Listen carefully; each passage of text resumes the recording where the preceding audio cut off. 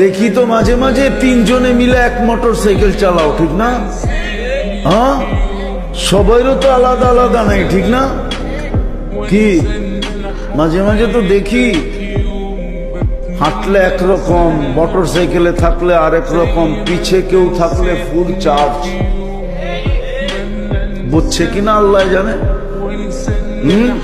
হ্যাঁ, কি পায়ে হারায় গেলাম। কালকে তো আল্লাহ জান্নাত দেখাবে আর আমাদের চক্ষু বড় হবে। জিজ্ঞেস করবে আল্লাহ এটা কার?